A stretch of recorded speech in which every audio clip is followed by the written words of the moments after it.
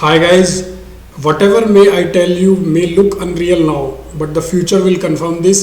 और जो भी अब तक बताया वो हुआ। एसएससी सीएचएसएल 2022 के बारे में मैं ऐसी महत्वपूर्ण इन्फॉर्मेशन इस वीडियो में शेयर करूंगा जो कि बहुत इंपॉर्टेंट है। एक एक चीज़ एक्सपीरियंस बेस्ड होगी, जो कुछ कुछ पॉइंट्स इस वीडियो में निकल कर आएंगे।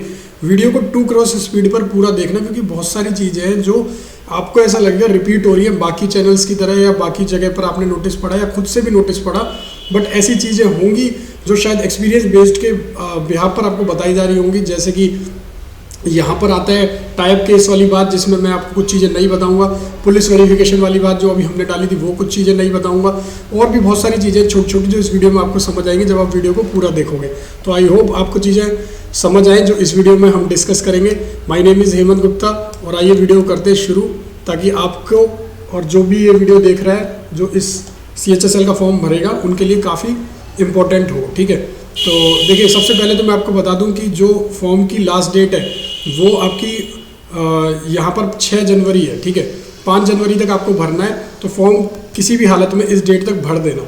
ठीक है, जो प्रिपरेशन कर रहे हो पहले भाई ये टेस्ट ले लेना, जो बुक है किरण की। ठीक है, ये वाली बुक ले लेना आप, क्योंकि इससे क्या है आपको एक आइडिया लग जाएगा, रफ आइडिया लग जाएगा कि इस टाइप की ज़्यादा मोटी भी नहीं है, पतली सी बुक है। जो भी CHSL 2022 का फॉर्म भर रहे हैं उनके लिए एक बेटर बुक रहेगी कि एक आपको आइडिया लेना है कि कैसा पेपर आता है, तो वो इस बुक से आपको मिल जाएगा। हिंदी इंग्लिश मीडियम दोनों में ये बुक अवेलेबल है। स्क्रीन पर टोटल 42 सेट्स रहेंगे, सॉल्यूशन के साथ रहेंगे, और इम्पॉर्टेंट रहेगी। जब आप इससे तैयारी करोगे तब आपको समझ आएगा कि ये बुक इम्पोर्टेंट क्यों है, क्योंकि इसमें सारे सॉल्व्ड पेपर्स कवर किए। कंप्यूटर का भी इस बार ऐड किया है, जो सिलेबस में डिस्कस करूँगा, तो कंप्यूटर के लिए ये वाली बुक ले सकते हो। इसमें आपको कंप्यूटर के सारे क्वेश्चन मिल जाएंगे। 1690 प्लस ऑब्जेक्टिव टाइप क्वेश्चन है। जितने भी SSC के एग्जाम्स में आए हुए हैं ना अब तक, वो सारे इन्होंने इस बुक में डाल दिए हैं। तो बहुत अच्छी बुक्स है, लिंक मैं इनके डिस्क्रिप्शन में डाल दूंगा।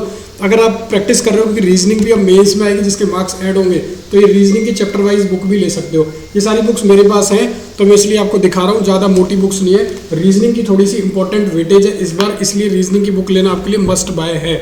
ठीक है, तो पैटर्न को देखेंगे तो आप पहले ये बुक्स ले लेना, लिंक मैं डिस्क्रिप्शन में डाल दिया। जो भी तैयारी कर रहे हैं, जो फॉर्म भर रहे हैं CHSL का, जानना चाहते हैं कि प्रीवियस पेपर्स कैसे आए हैं, क्योंकि प्री क्वालिफाइंग है।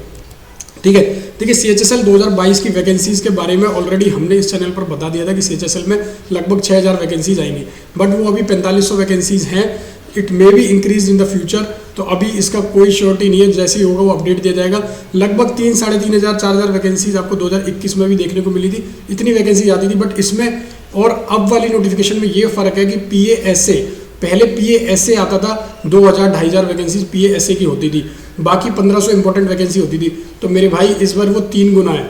ठीक है, यानी कि बहुत सारी वैकेंसीज है जो CHSL 10+2 से भरी जा रही है इस बार। ठीक है, अगर PA-SA को हटा दें। डाटा एंट्री ऑपरेटर की मैं बात करूं, उसकी भी वैकेंसीज होंगी। जल्दी आपके साथ RTA लगा के शेयर कर देंगे इन्फॉर्मेशन जो भी होगी। टेंटेटिव वैकेंसी जैसे मैंने बताया 4500 के अप्रॉक्स है। कहाँ पर ये वैकेंसी दिखेंगी जो नए स्टूडेंट हैं उन्हें बता दूँ, आप SSC की साइट विजिट करोगे तो टेंटेटिव वैकेंसी का कॉर्नर है, वहाँ पर आपको अपडेटेड वैकेंसीज दिखाई दे जाएंगी।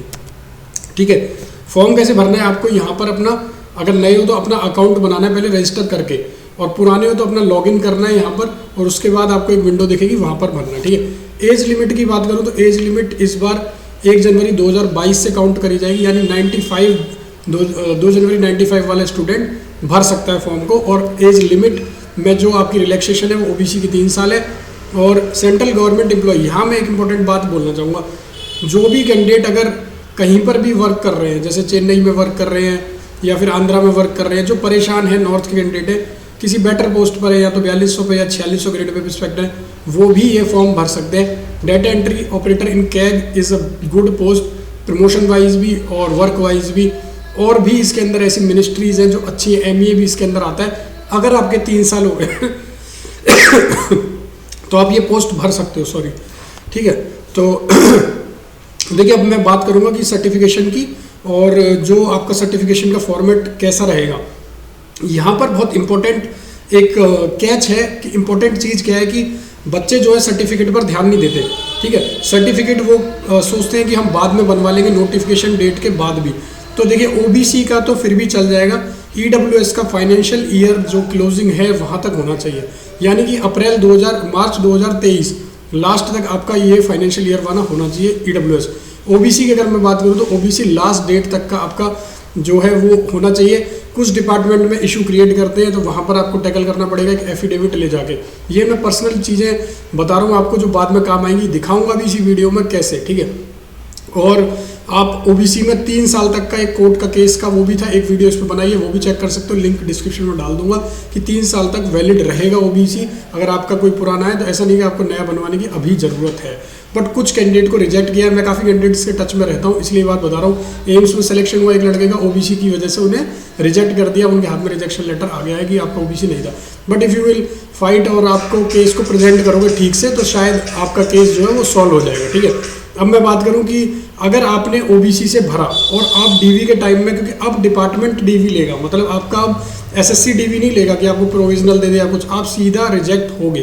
तो इसलिए वैलिड ओबीसी होना चाहिए। ऐसा नहीं कि आप फॉल करते हो क्रीमी लेयर में और आप सर्टिफिकेट लेके घूम रहे हो नॉन क्रीमी लेयर का। उसके लिए भी इस बार एक लाइन ऐड हुई है, वो दिखाऊंगा, ठीक है। क्रूशियल डेट जो भी रहेगी 4 जनवरी 2023 रहेगी, ठीक है। तो आपके पास होना चाहिए, क्रीमी लेयर में आप फॉल नहीं करने चाहिए, ठीक है। अब ये वाली लाइन है जो इम्पोर्टेंट है कि अगर आपका कुछ भी इसमें से गलत लिखा तो आपको फ्यूचर में भी एग्जाम नहीं देना दिया जाएगा। एसेंशियल क्वालिफिकेशन की देखो मैं बात करूं तो डाटा एंट्री ऑपरेटर हो चाहे कोई भी हो, उसके लिए 12th क्लास आपकी पास होनी चाहिए। आपके पास essential qualification before cut off date होनी चाहिए, यानी 12th का सर्टिफिकेट आपके पास होना चाहिए और रिजल्ट उसका पहले आ गया हो, ठीक है। अब मैं यहाँ पर इंपॉर्टेंट चीज़ बताऊंगा, जैसे मैं बता रहा था कि एक्सपीरियंस बेस्ड पे देखिए, फोटो में आप बिल्कुल भी गलती मत करना। फोटोग्राफ विदाउट स्पेक्स, मैं फिर बता रहा हूँ, कोई टोपी नहीं, कोई चश्मा नहीं, ठीक है, आपको कुछ नहीं लगाना। Without specs and without cap ये फोटो होनी चाहिए आपकी, साफ साफ मेंशन है। फ्रंटल फेस विजिबल होना चाहिए, लेटेस्ट फोटो होनी चाहिए। काफ़ी सारे स्टूडेंट्स ने ऐसा किया जिन्होंने स्पेक्स वाली लगाई, फिर हमें कॉन्टैक्ट किया। नाउ मे भी उनका एग्ज़ाम एसएससी कंडक्ट करा ले जो लीगली वो अप्रोच कर रहे हैं एज बताए हुए रास्ते पर, ठीक है। तो आप ये गलती मत करना, फालतू में चक्कर मत लेना, टेंशन मत लेना। फिर इसलिए, और दूसरा ऑनलाइन एप्लीकेशन जो है वो पहले ही सबमिट कर देना ताकि आपको बाद में सर्वर इशू ना हो अगर आपका एक्सटेंड नहीं करते डेट को, ठीक है। अब जो एप्लीकेशन फॉर्म की करेक्शन विंडो है वो 2 दिन खुलेगी, मतलब आप एडिट कर सकते हो 200 रुपये की फ़ीस देकर और बाद में फिर 500 की देकर। अब इसके बाद मैं पुलिस वेरिफिकेशन वाली बात जरूर बताऊंगा जो कि बहुत इंपॉर्टेंट है, एक्सपीरियंस बेस्ड है, ठीक है। देखिए टियर 1 का सिलेबस तो आपने देख लिया होगा, जो टायर 1 है उसमें ये आने हैं आपके क्वेश्चंस और इतने मिनट का ऑलरेडी जैसा पहले आता था वैसा ही है। यहाँ पर टायर 2 में कैच है जो चेंज हुआ है, उसमें मैथ के 30, रीजनिंग के 30, जैसे कि सीजीएल में हुआ है सेम चीज़ है। 1 घंटा मिलेगा हर सेक्शन के लिए। तो क्या सेक्शन क्लोज हो जाएगा? ये बात अभी तक कहीं नहीं हुई। जैसे आपने सपोज आप मॉड्यूल 1 पर है, ठीक है, मॉड्यूल 1 में आपने 30 क्वेश्चन कर लिए रीजनिंग के, तो क्या आप दूसरे मॉड्यूल में आओगे तो 30 क्वेश्चन जब दोबारा, तो इसका टाइमर अलग रहेगा? यस, आपका एक सेक्शन का टाइमर अलग रहेगा, मतलब आपका ये टाइमर अलग चलेगा मैथ रीजनिंग का और इंग्लिश का टाइमर आपका अलग चलेगा, ठीक है। यानी ये 2 टाइमर चलेंगे आपके अलग अलग, इंग्लिश और जीके के आपके अलग चलेंगे, मैथ्स और रीजनिंग का टाइमर अलग चलेगा 30-30 क्वेश्चन का, ठीक है। ये 2 चलेंगे आपके। इंग्लिश में 40 क्वेश्चन की वेटेज है, सीजीएल में 45 की, यहाँ पर जीके की 20 है, यानी टोटल आपके देखे जाएंगे तो इसमें से मेरिट बनेगी 360 में से। अब कितनी क्या कट ऑफ जाएगी मैं उस पर एक डिटेल्ड वीडियो बनाऊंगा। CHSL 2020 का रिजल्ट अभी आया है, जितनी कट ऑफ हमने बताई थी एग्जैक्ट एक्यूरेट वही गई है। आप चेक कर सकते हो, टेलीग्राम पर भी इसके रिगार्डिंग पोस्ट डाली है, टेलीग्राम चैनल SSC कोर 123 पर एग्जैक्ट वही कट ऑफ गई है जो हमने बताई थी, ठीक है। इसकी भी हम कट ऑफ प्रेडिक्शन कर देंगे, उसके बेस पर ही फिर कौन सी पोस्ट भरनी है वो डिसाइड करेंगे, ठीक है। कंप्यूटर का जो नॉलेज मॉड्यूल है वो क्वालिफाइंग है, 15 क्वेश्चन आएंगे 45 नंबर के 15 मिनट में। इसकी मैंने आपको किताब बता दी है, वो किताब ले लेना, ठीक है। सेक्शन 3, अब ये टाइपिंग वाला मॉड्यूल क्या है, देखिए टाइपिंग स्किल, इसकी टाइपिंग अलग होगी, इसकी टाइपिंग अलग होगी। इसके लिए 15 मिनट में आपको 8000 टाइप करने हैं और इसके लिए आपको 10 मिनट में करने हैं। तो मतलब आप देखोगे कि इसकी टाइपिंग थोड़ी हैवी पड़ती है, 35 वर्ड पर मिनट पड़ती है, और इसकी टाइपिंग आपकी वही सीजीएल वाली 27 वर्ड पर मिनट बनती है।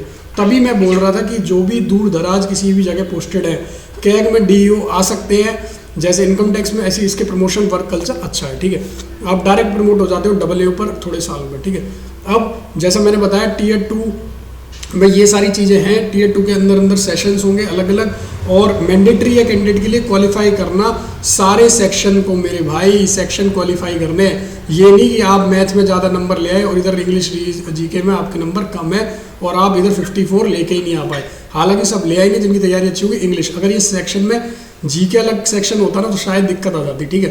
तो अब ये ऑब्जेक्टिव टाइप होने, इंग्लिश का होना है आपका सेक्शन 2 में, नेगेटिव मार्किंग होगी 1 नंबर की। ये सारी चीज़ें वही हैं जो आपको पता है, बट कुछ कुछ इनके बीच में ऐसी इन्फॉर्मेशन मैं दे रहा हूँ जो शायद ही बहुत इंपॉर्टेंट एक्सपीरियंस बेस्ड है, ठीक है। Module 1 of section 3 computer knowledge test mandatory है बट क्वालिफाइंग है, मतलब आपको क्वालिफाई करना है। स्किल टेस्ट का मैं ऑलरेडी बता चुका आपको कि 27 की टाइपिंग डीओ में, 35 की टाइपिंग आपकी एलडीसी जीएसए में, ठीक है। इंडक्टिव सिलेबस वही है जो पहले था, प्री का तो ऑलमोस्ट सेम है। मेंस का सिलेबस मैं आपको दिखाता हूँ, ये है। इसमें मेंस में आपका ये स्टैटिस्टिक प्रोबेबिलिटी नया ऐड हुआ है, तो ये आपको अच्छे से करना है। ये भी आपको जो बुक्स बताइए उनमें मिल जाएगा, ठीक है। मॉड्यूल 2 सेक्शन 1 रीजनिंग का, रीजनिंग में थोड़ी सी चीज़ें यहाँ वर्बल की ऐड करी गई हैं और बाकी सब वही है। अदर टॉपिक्स में कुछ आया तो आ जाएगा न्यूमेरिकल के अंदर, बाकी सब जो एसएससी वाला सिलेबस है वही है। कोई बैंकिंग वाला यहाँ दिखाई नहीं दे रहा है, बाकी चीज़ें सीजीएल का मेंस होने के बाद और क्लियर हो जाएंगी, ठीक है। तो आगे चलते हैं। अब जो कंप्यूटर वाला है, कंप्यूटर वाला सिलेबस छोटा है बट इंपॉर्टेंट है क्योंकि आपको क्वालिफाई करना जरूरी है। पोस्ट प्रेफरेंस बहुत ही इंपॉर्टेंट है मेरे भाई। पोस्ट प्रेफरेंस, अगर आपने कोई पोस्ट चूज़ कर ली बिना ये जाने कि उसकी कट ऑफ क्या जा सकती है, वो पोस्ट कैसी है, तो आपका सब कुछ बर्बाद हो जाएगा। आपको दोबारा एग्जाम में अपीयर होना पड़ेगा और आप अपने घर से बहुत दूर पोस्ट हो सकते हो। इसके लिए एक हम पैटर्न एक प्लेटफॉर्म पर कुछ बताएंगे टिप्स, वो ज्वाइन कर लेना SSC Core 1 2 3 टेलीग्राम पर।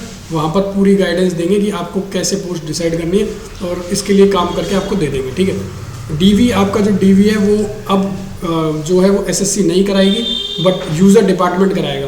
तो यूज़र डिपार्टमेंट पर अगर कोई भी सर्टिफिकेट किसी चीज़ में आपके सपोज मार्कशीट में है, अब यहाँ मैं पर्सनल चीज़ पर आता हूँ जो मैंने खुद करवाई है, ठीक है। यानी हमने क्या करा था, जैसे कैंडिडेट्स ने ज्वाइन किया 2015 बैच वालों ने, हम 2013 से थे, तो हमें ये वर्क दिया था कि आप इनका वेरिफिकेशन करवाओ।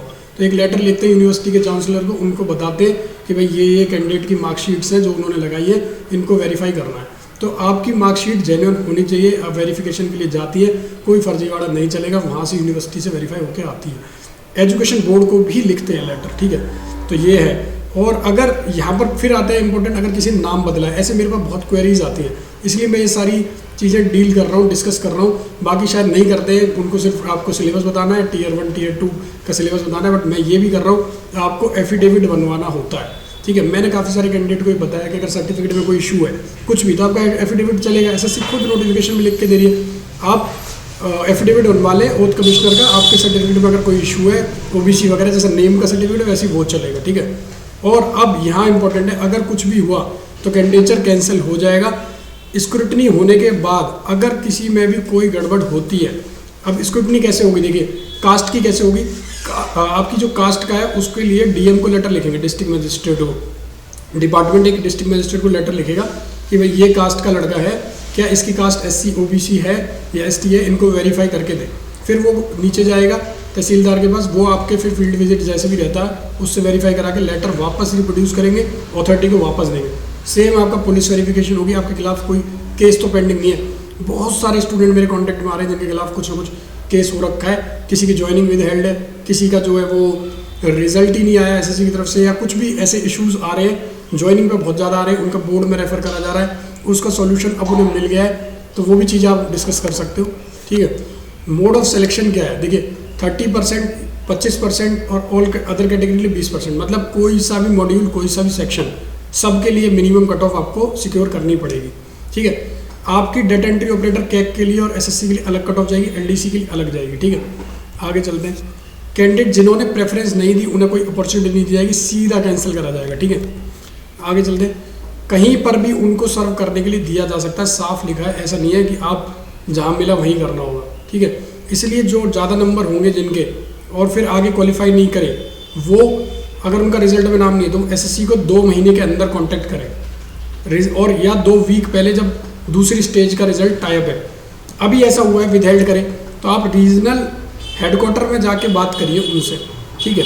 तो वहाँ आपकी सुनवाई होगी जैसा इन्होंने लिखा है। टाइप केस का रेजोल्यूशन देखिए सेक्शन 1 के स्कोर पर होगा, यानी मैथ प्लस रीजनिंग पर, जिसका मैथ्स और रीजनिंग में ज़्यादा स्कोर होगा वो ऊपर रखा जाएगा। सपोज आपके नंबर 360 में से 280 है और एक और के 280 है, आपने भरा ME है, किसी और ने भी भरा ME है, किसको देंगे, तो उसको जिसके मैथ रीजनिंग में ज़्यादा नंबर होंगे, ठीक है। फिर ओल्डर कैंडिडेट को देंगे। फोटोग्राफ के मैं कुछ सैंपल डाल रहा हूँ, ऐसे आपको फोटोज़ नहीं लगाने, बार बार बता रहा हूँ फॉर्म भरने पर, ठीक है। जो प्रिपरेशन कर रहे हो टेक्स्ट बुक की सेल में पार्टिसिपेट करके ये कोर कूपन लगा लेना, CORE, वहाँ पर आएगा कोर। मैं लिंक इसका डिस्क्रिप्शन में डाल दूंगा ताकि आप पास खरीद सकें। फ्लैश सेल है 24 घंटे के लिए, 360 रुपये का कूपन है। SSC CHSL के लगभग 950 के करीब टेस्ट पेपर्स है इसके अंदर और GD के 522। तो CHSL वाले सारे मॉक टेस्ट लगा के प्रैक्टिस कर लेना, क्योंकि practice makes a man perfect. तो प्रैक्टिस होगी तो आप ज़्यादा स्कोर कर पाओगे। ठीक है, ये आपका जो मॉक टेस्ट सीरीज चलती है CGL के लिए भी चलती है, तो वो भी आप खरीद सकते हो। लिंक दोनों का डिस्क्रिप्शन में, जहाँ से आपको खरीदना है। वीडियो अच्छी लगी तो चैनल को सब्सक्राइब करना मत भूलना, टेलीग्राम ग्रुप ज्वाइन कर लेना। Thank you so much.